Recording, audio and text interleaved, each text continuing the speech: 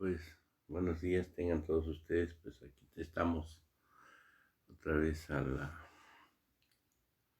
en esta conferencia de prensa matutina desde Palacio Nacional, 16 de marzo, martes del 2021. Pues miren, vamos a leer algunas noticias que ayer exhibieron a los pasquines inmundos. Fueron exhibidos en la conferencia de prensa en la mañanera.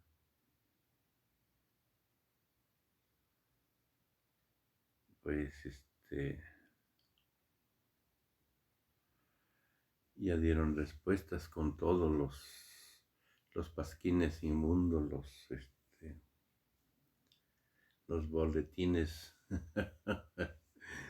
Y ya empezaron a engrasar su maquinaria entrevistando a los más acérrimos rivales de López Obrador porque llegó al poder, que están muy molestos como el Barbas Miadas de Ceballo. Y ahí está, miren, aquí tenemos una respuesta que dice: impecable respuesta de la Suprema Corte de Justicia de la Nación sobre freno a reforma eléctrica, Fernández de Ceballo. Pues sí, le dan con todo a López Obrador y tratan de entrevistar a todos los que se puede, que atacan a la 4T. Tenemos otra noticia: por traición a la patria denuncian a Felipe Calderón ante la Fiscalía General de la República. El expresidente Felipe Calderón Hinojosa fue denunciado penalmente ante la Fiscalía por el delito de traición a la patria, que establece una pena de hasta 40 años de prisión por entregar la generación de electricidad a empresas extranjeras.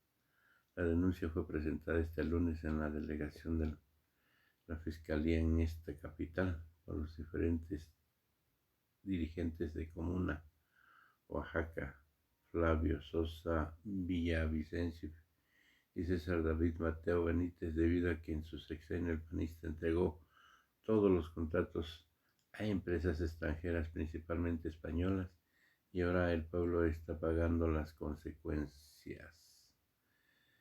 El asesor jurídico Jesús Villavicencio Jiménez precisó que los delitos que le imputan a Calderón Hinojosa son traición a la patria, financiamiento al terrorismo y los que se llegan a configurar en contra de la independencia y soberanía de los Estados Unidos mexicanos.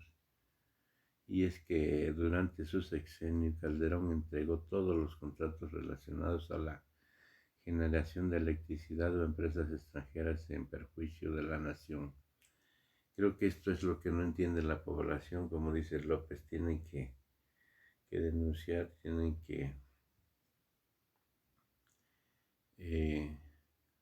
ir a denunciar a la fiscalía para que se siga el proceso. Y por ahí están los de la SMED, hablan, gritan, pero no hacen denuncia. Entonces, ¿qué quiere decir con eso? ¿De qué sirve? Añadió: no hubo licitaciones, se entregaron los contratos directamente a empresas extranjeras que luego vendían la electricidad al país mucho más cara, y ahora el pueblo mexicano está pagando las consecuencias. En la denuncia se menciona que el Código Federal establece: se impondrán pena de prisión de 5 a 40 años y multa hasta de 50,000 pesos al mexicano que cometa traición a la patria. Pues verdaderamente es una bicoca. Hubiesen dejado el artículo donde se pasaban por las armas por traición a la patria. Pues ahí está esta noticia de que le damos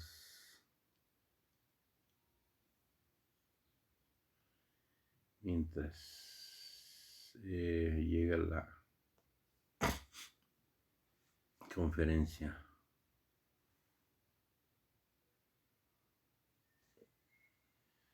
Creo que ya va a empezar por posibles conflictos de interés.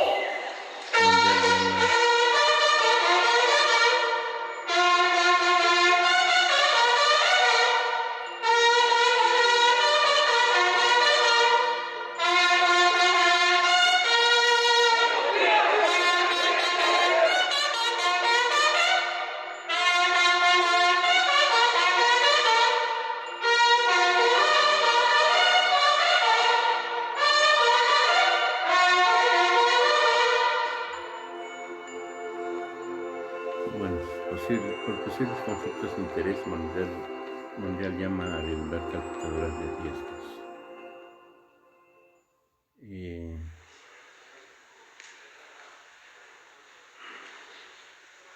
Vivan el puente de Alvarado y los senderos de la memoria. La nueva ley de la Fiscalía enfrenta a CEGOP con la Fiscalía General de la República. Pues vamos a escuchar.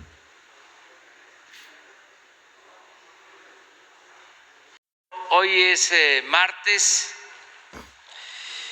dedicado a la salud, como siempre, como todas las semanas, y vamos a iniciar con el doctor Jorge Alcocer.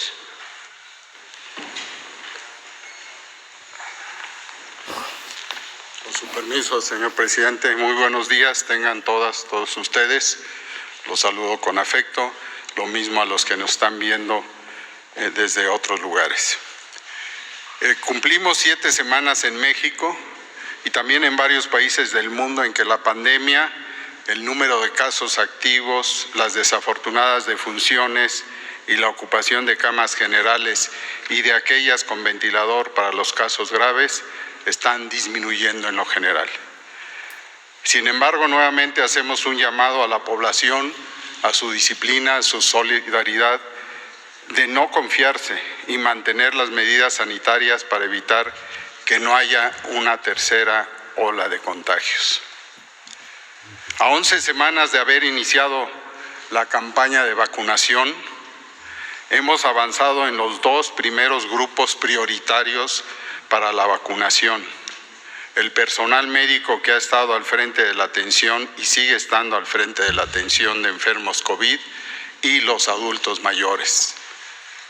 Repito, no hay que confiarnos porque ya habíamos pasado la primera ola y se pensaba que ya estaba bajo control, que ya el contagio había disminuido y se vino otra ola mundial, no solo afectando a nuestro país. También mencionar que el 14 de marzo de 2020, el Consejo de la Secretaría de Educación Pública, con el apoyo de la Secretaría de Salud, exactamente hace un año, votó iniciar la suspensión de clases presenciales. Ahora, a un año, la apertura de escuelas en México traerá alivio a muchas familias. A los niños les devolverá los beneficios educativos, sociales y de volver a convivir con sus maestros y con sus amigos.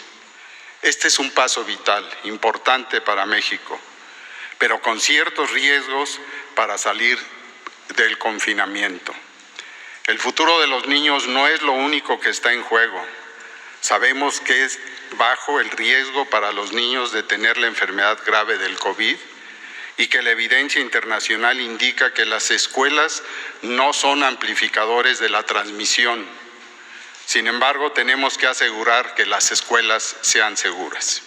Por ello, el Gobierno de México y en particular con el Grupo Asesor Científico, en conjunto, desde luego, con la Secretaría de Educación Pública, afinan la estrategia de apertura de las escuelas teniendo decisiones, muchas de ellas como sería reducir el tamaño de las clases, si los niños deben o no usar cubrebocas y cómo garantizar una ventilación adecuada, entre muchas otras acciones.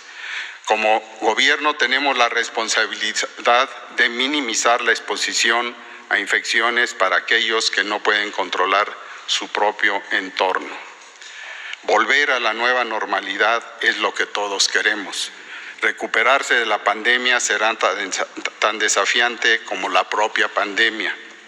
Hoy, en el Pulso de la Salud, actualizaremos el informe técnico de esta pandemia en nuestro país, en voz del doctor Hugo López-Gatell, que regresa a estas reuniones. El canciller nos actualizará el seguimiento del acceso y la disponibilidad de las vacunas y el general Luis Crescencio Sandoval nos presentará el operativo de la distribución de las vacunas a nivel nacional ante la reciente llegada de vacunas Sinovac y Sputnik y las 677.875 dosis de Pfizer que están llegando en estos momentos. Muchas gracias, por favor. Hugo.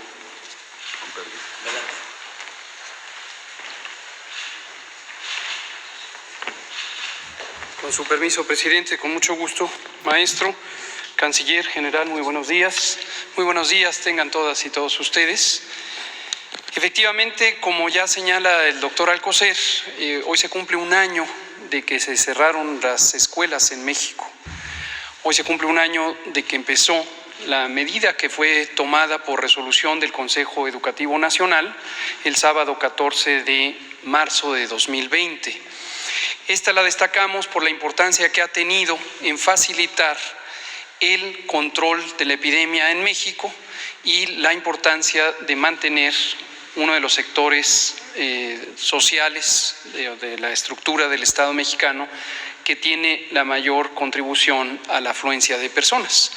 Y recordarán, como lo explicamos prácticamente todos los días durante 2020 y lo que llevamos de 2021, que la Estrategia Nacional de México para enfrentar a la COVID-19 ha estado fundamentada en dos pilares, dos elementos técnicos cruciales, muy semejantes a los que se han utilizado en otras naciones, muy semejantes a las recomendaciones generales de la Organización Mundial de la Salud en los planes de respuesta ante las pandemias.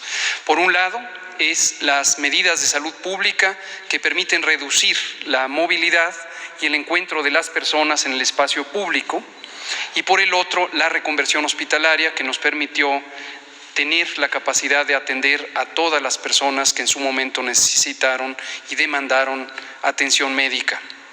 En el primer elemento, las disposiciones fueron englobadas en lo que llamamos la Jornada Nacional de Sana Distancia, que duró algunas semanas como una misma intervención a nivel nacional, sincrónica para todo el país, y que se fundamentó en las medidas de acción extraordinaria en materia de salubridad general.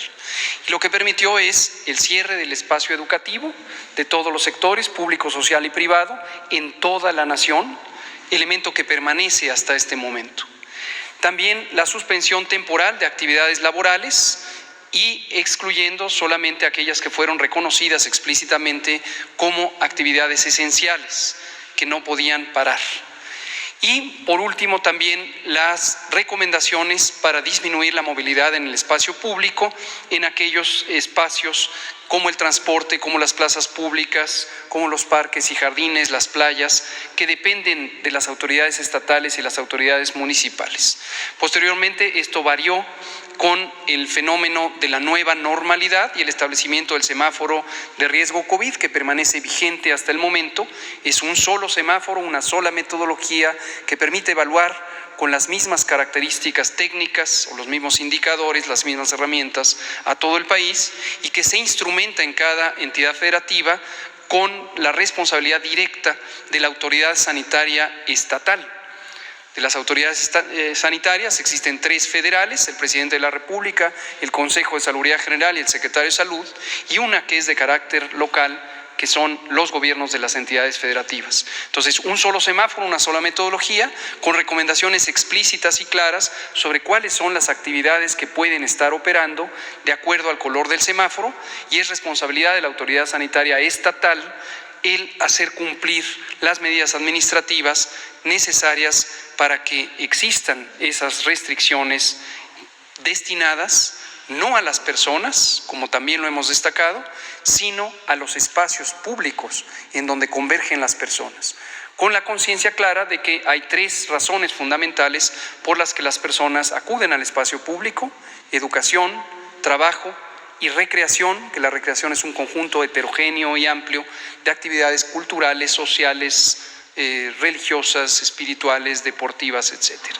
Entonces, ese es el primer elemento, es el pilar de la salud pública. El otro elemento ha sido la reconversión hospitalaria, como también hemos detallado a lo largo de todo el año de la pandemia.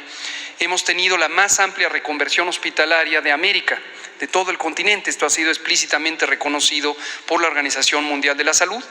Tuvimos una ampliación de casi 6 veces el número de camas destinadas a la atención COVID. Esto se orientó a tener la capacidad de atención oportuna, y dejamos en claro siempre que cuando hablamos de camas es la unidad administrativa de atención, pero no nos referimos al mueble físico donde se aloja a las personas enfermas, es todo el sistema.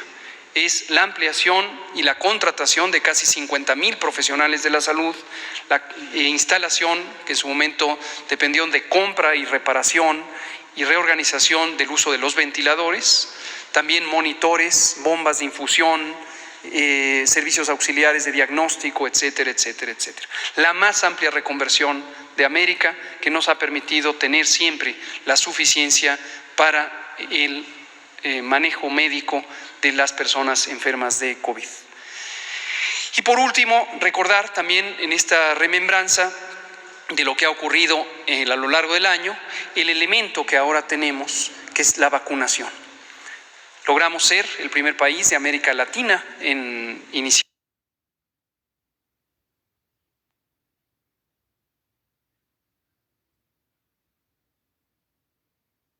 el programa de vacunación el 24 de diciembre de 2020, de acuerdo a un plan muy estructurado que presentamos en este mismo foro el 8 de diciembre del año pasado. También fuimos uno de los primeros 10 países del mundo en iniciar la vacunación, y hemos tenido la ventaja de haber explorado ampliamente las oportunidades de acceso a la vacuna. Siempre que decimos esto, agradecemos a nuestro canciller Marcelo Ebrard los trabajos que han permitido coordinar el acceso temprano a las vacunas, tanto en el mecanismo solidario COVAX como en las negociaciones bilaterales con las empresas farmacéuticas. Hemos logrado tener un abastecimiento ya contratado de vacunas para cubrir a toda la población. Hay vacunas, habrá vacunas para todas y todos, y en su momento serán aplicadas de acuerdo a este plan, que ha puesto como prioridad, en términos de los objetivos y metas, reducir la mortalidad, vacunando a las personas adultas mayores, que son quienes tienen la mayor susceptibilidad a tener complicaciones y lamentables defunciones por COVID. Este es lo que ha ocurrido, y ahora, como señalaba el doctor Alcocer, estamos trabajando por cambiar los elementos que hoy nos permitirá la vacunación, y uno de ellos de gran importancia es la oportunidad potencial de reabrir el sistema educativo. Esto es muy, muy importante porque el derecho a la educación es uno de los derechos fundamentales que queremos también lograr que recobre su normalidad. De modo que el presidente nos ha instruido al sector salud y también al sector educativo a trabajar conjuntamente, como lo hemos hecho a lo largo de toda la epidemia, pero ahora con miras a reactivar la educación pública en una forma organizada, en una forma estructurada, adecuadamente planeada y bien fundamentada desde el punto de vista técnico del manejo epidémico, que ha sido tan importante cuidar con todo detalle. No queremos que haya desorden y que haya iniciativas espontáneas que no cuiden los elementos fundamentales de la protección de las personas, empezando por los propios educandos y también los propios mentores y mentoras que son una parte fundamental de esta sociedad. Entonces lo vamos a hacer de manera cuidadosa y vamos a utilizar a las vacunas como lo empezamos a hacer ya con el estado de Campeche, aprovechando su éxito en el control sostenido de la epidemia, pero ahora ya otras entidades federativas empezaron a pasar a verde, Chiapas, Sonora, y otras están próximas o han mantenido un manejo muy estable. Y entonces vamos a estar trabajando en ello. El próximo viernes vamos a estar en una reunión de trabajo con la secretaria Delfina Gómez de Educación Pública y su equipo de trabajo, justamente avanzando en este proceso de definición del calendario de apertura. Termino presentando de manera sintética el informe técnico. Es el mismo informe que presentamos todas las tardes. Hemos actualizado las cifras de vacunación con el corte de las 22 horas de ayer por la noche para que esté la cifra más actualizada de las vacunas que han sido aplicadas. Si me permite el presidente, me paso. Gracias. Aquí vemos la curva epidémica que ayer mismo el presidente explicaba y que muestra muy claramente cuál ha sido el acontecer epidémico. Recordar de manera también sintética, empieza en el primer semana de 2020, tuvimos el pico máximo en la última semana de julio del año pasado, posteriormente tuvimos un descenso durante agosto y septiembre y a partir de octubre empezamos con este mayor pico epidémico. Fue prácticamente una duplicación de la cantidad de casos estimados que teníamos o habíamos alcanzado en el final de julio. Esto ya lo habíamos predicho, además, recordarán, cuando hablamos de los ciclos estacionales de las infecciones respiratorias que caracterizan a lo que se llama convencionalmente la temporada de influenza o la temporada de infecciones respiratorias y que para el hemisferio norte empieza en octubre y termina de manera más o menos gruesa en marzo o al final de marzo. Entonces habíamos anticipado que íbamos a tener un comportamiento más o menos estacional. Habíamos pensado que íbamos a tener la suma de la epidemia de COVID más la epidemia o la temporada estacional de influenza. Y de manera muy notoria en todo el hemisferio norte, no es algo exclusivo de México, en todo el hemisferio norte no se ha presentado prácticamente casos de influenza. Esto es algo muy notorio, es algo muy relevante, pero es algo muy afortunado, porque no tuvimos dos temporadas de enfermedad respiratoria tan relevantes. Solamente tuvimos, desafortunadamente, la de COVID, pero no tuvimos la de influenza. Llegamos a la tercera semana de enero y hemos tenido ya de manera sostenida este descenso de los casos estimados. Abrimos la semana 11, el domingo próximo pasado, hace 2 días, y en este corte de información hasta la semana 9 vemos esta reducción de menos 7%, que es sustantiva, se irá modificando a lo largo de la semana, como suele ocurrir, y posiblemente terminemos con una reducción de al menos menos 2 o menos 3% el próximo sábado. En este momento tenemos 2% de los casos, son los casos activos, esto lo hemos insistido una y otra vez, a veces parece olvidarse, que la epidemia activa son solo aquellos casos que se presentaron en los últimos 15 días. Todos los demás, la suma total de casos que está aquí, 2.361.702, la mayoría, 98%, son personas que en su momento ya se restablecieron, ya no tienen la enfermedad, ya no tienen capacidad de contagiar. Y obviamente las muy lamentables defunciones, que son en este momento 194.944. La siguiente, por favor.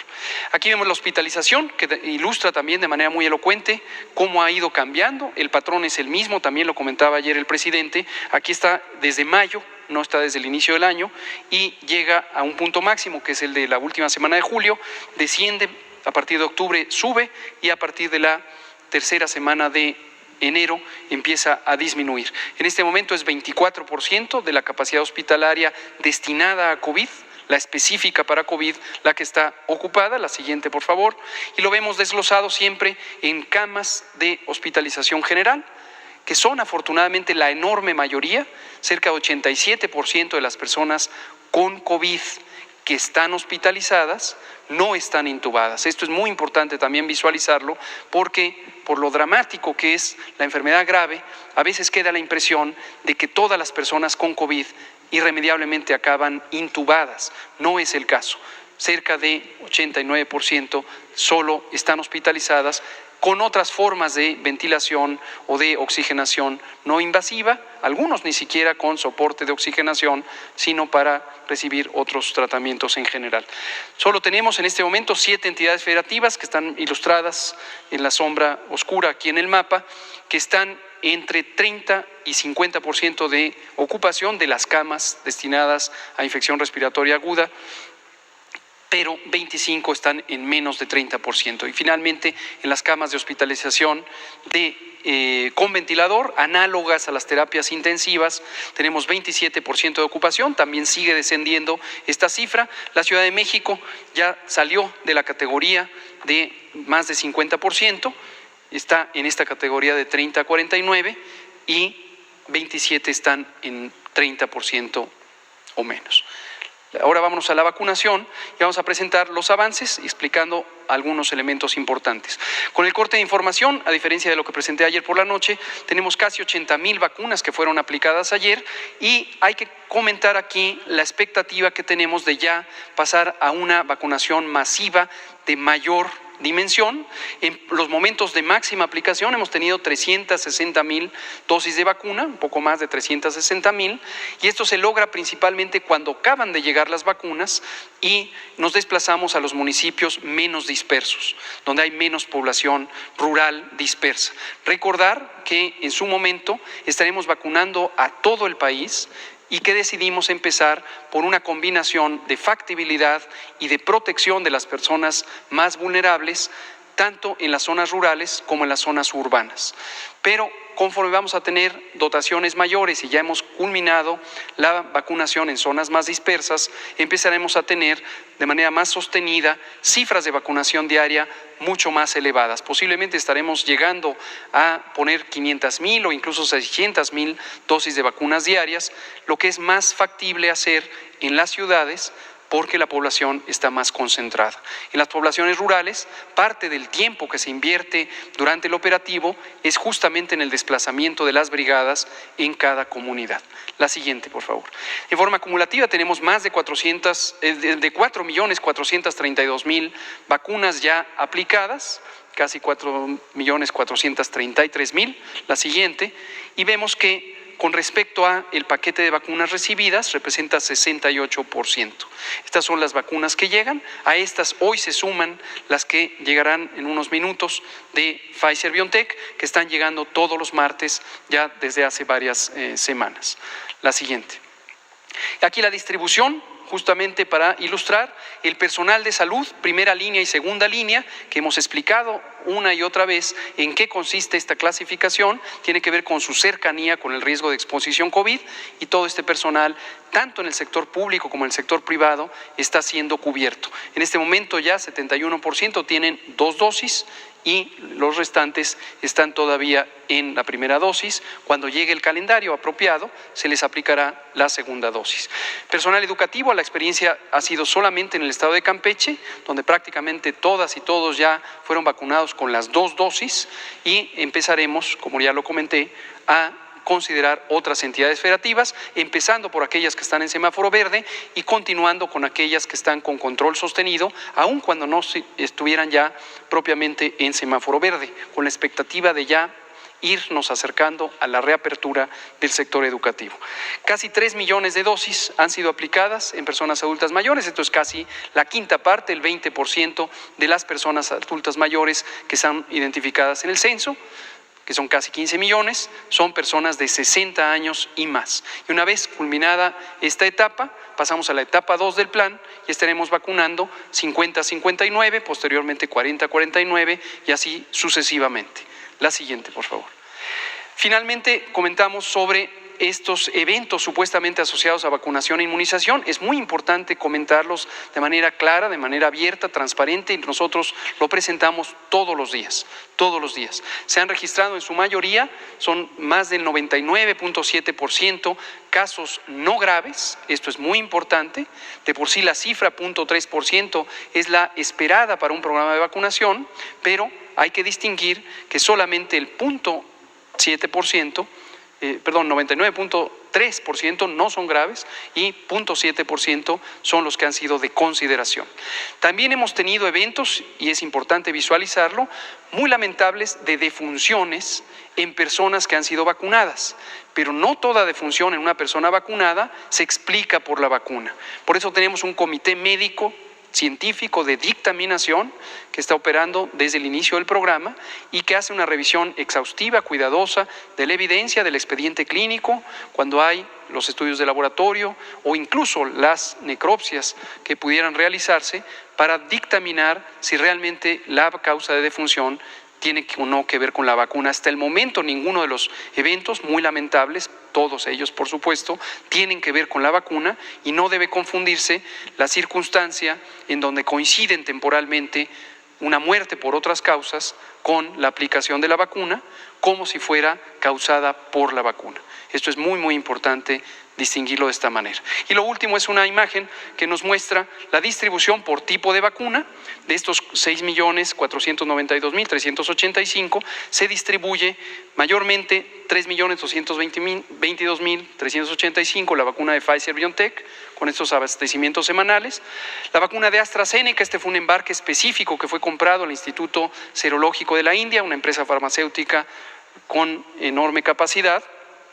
La vacuna Sinovac, de origen chino, cuyo abastecimiento más reciente llegó el sábado pasado, y la vacuna Sputnik V, de Rusia, cuyo abastecimiento más reciente llegó el miércoles pasado, y que próximamente vamos a tener abastecimiento de estas dos vacunas, todos los martes la de Pfizer-BioNTech, y en su momento empezará la producción ya en México del envasado de la vacuna Astra, que ha sido producida o estará producida en Argentina y que será envasada en México. Esto es todo, presidente. Muchas gracias.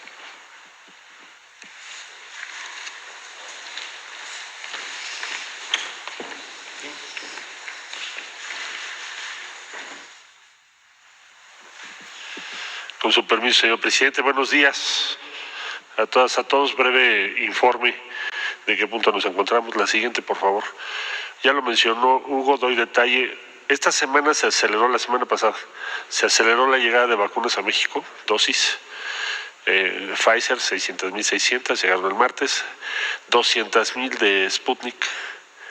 1 millón de dosis de la vacuna de Sinovac.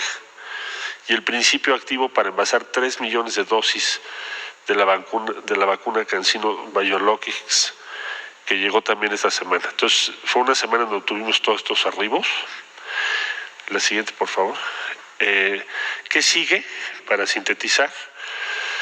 Pfizer, los próximos, lo de hoy son estos números que ya los llevo a conocer ahorita Hugo, 667.875, va a llegar en un momento más.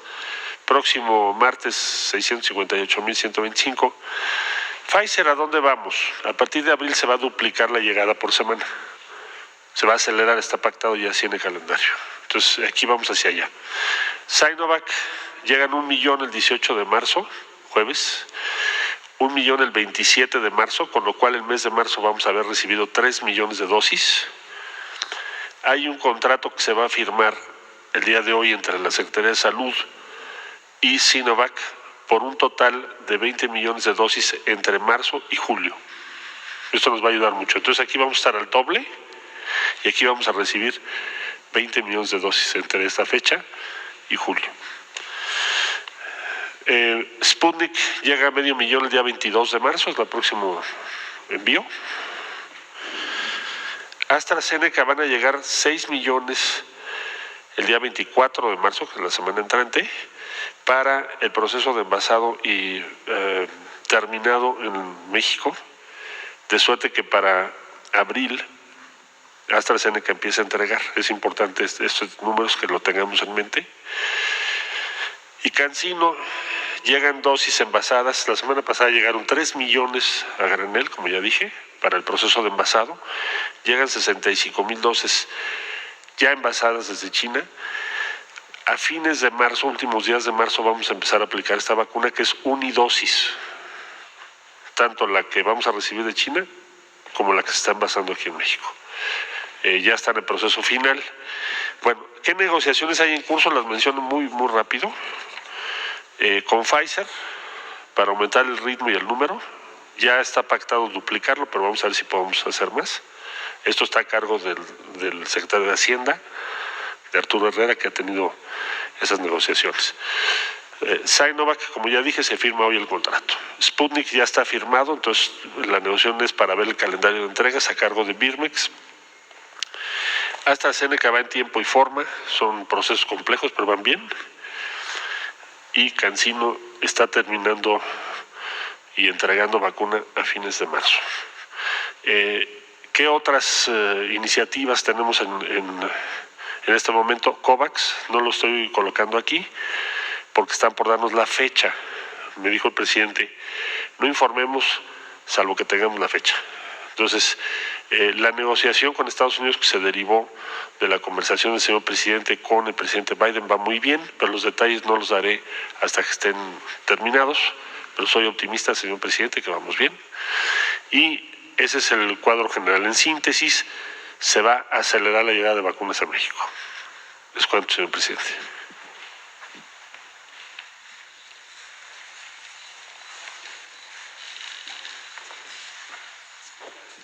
Con permiso, señor presidente. Bien, vamos a ver el informe de la distribución de las vacunas. Tenemos primeramente las vacunas Sinovac, el 1.000.000 de vacunas que llegó procedente de China el día sábado, aquí al aeropuerto de la Ciudad de México. Estas vacunas fueron trasladadas a Birmex, ahí se reorganizaron los paquetes para desde el domingo realizar la distribución por vía terrestre, escoltados por personal del Ejército, de SEMAR y de Guardia Nacional. Se hicieron 6 rutas vía terrestre. La primera ruta abarcó Michoacán, Jalisco y Colima. La segunda ruta, Guanajuato, Aguascalientes, San Luis Potosí. La ruta 3, Zacatecas, Durango. La 4, Veracruz, Tabasco. La 5, Oaxaca, Chiapas, y la 6, Guerrero. Estos son 13 estados, y 7 estados fueron hacia las instalaciones de Birmex para recibir sus dosis. Fue Ciudad de México, el Estado de México, Hidalgo, Tlaxcala, Puebla, Morelos y Querétaro. Con estas 20 estados, que fue la operación vía terrestre, se cubrieron 793.720 dosis distribuidas. Y el día jueves, esto fue el día domingo por tierra, el día jueves 18 vamos a distribuir a 12 entidades por vía aérea, que serán Baja California Sur, Chihuahua, Coahuila, Nuevo León, Tamaulipas, Sinaloa, Sonora, Nayarit, Campeche, Quintana Roo y Yucatán, que serán 206.280 dosis que estaban pendientes para el 1.000.000 de dosis que arribaron el día sábado aquí a la ciudad. Adelante, estas es las rutas terrestres que empleamos. La número 1 de Morelia hacia Guadalajara y después a Colima. La número 2 hacia Guanajuato, Aguascalientes y San Luis Potosí. La número 3, Zacatecas y Durango. La número 4, Veracruz, Villahermosa.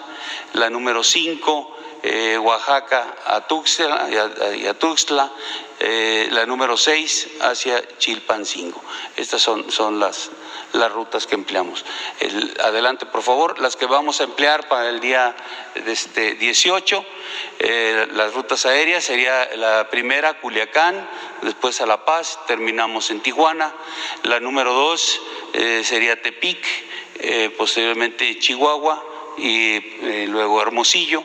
La número 3, Campeche, Mérida y Chetumal. La número 4, Ciudad Victoria, Apodaca y Torreón. Son las 4 rutas aéreas para el día 18. Esta es la distribución de las 667.800 vacunas que llegan el día de hoy aquí a 4 aeropuertos en nuestro país. Llega a Monterrey, a las 7:30 considerados, 7:20 Ciudad de México, 7:30 Guadalajara y 9:30 Querétaro. Este arribo está coordinado, se está empleando a la empresa DHL, que los va a llevar a estos aeropuertos y posteriormente a todos estos nodos, a todos estos estados, que es donde se tiene los ultracongeladores para que permanezca bajo un resguardo correcto. Estas son vacunas Pfizer. De las vacunas que llegan a Monterrey, se harán dos rutas, una terrestre que cubrirá los nodos en los estados de Coahuila, Durango, Nuevo León, Tamaulipas y Zacatecas, y una vía aérea que cubrirá Oaxaca, Tabasco y Veracruz.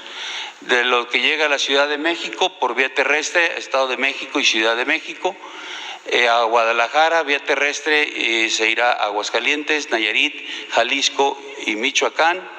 Y lo que llega a Querétaro, una vía terrestre que irá a Tlaxcala y San Luis Potosí, y una vía aérea que cubrirá Baja California Sur, Sinaloa, Campeche, Sonora y Yucatán. Estos son lo que hace de distribución DHL, se harán entre el martes y miércoles. De aquí, de estos nodos, se realiza la distribución ya por parte de Fuerzas Armadas o con apoyo de Fuerzas Armadas y Guardia Nacional. Durante todos los trayectos se les da la seguridad también por las mismas Fuerzas Armadas y Guardia Nacional.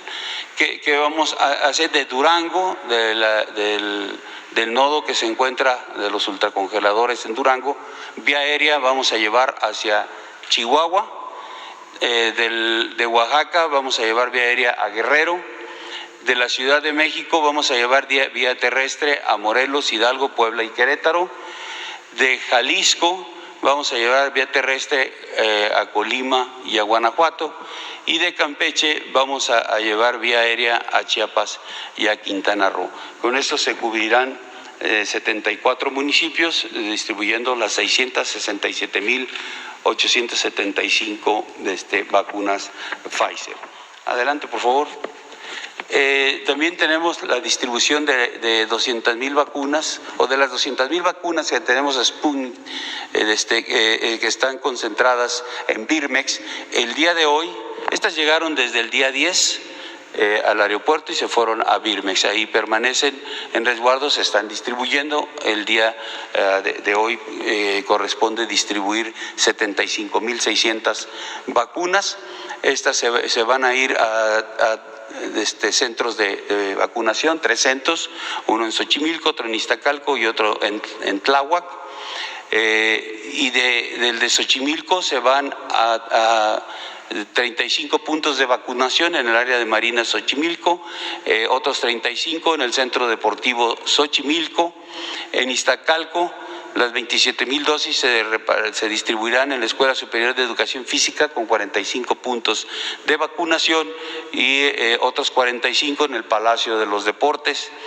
Las que están destinadas a Tláhuac, 27.000 dosis, se irán a 30 puntos de vacunación en el Hospital del Iste en Tláhuac y otros 30 en la Clínica de Colposcopía en Tláhuac, haciendo un total de 220 puntos de vacunación para aplicar las 75.600 dosis. Todo el movimiento, toda la parte logística se apoya con Guardia Nacional, con Sedena, Semar y asimismo la seguridad durante el traslado.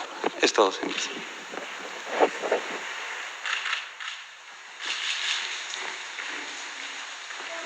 Bueno, solo reiterar la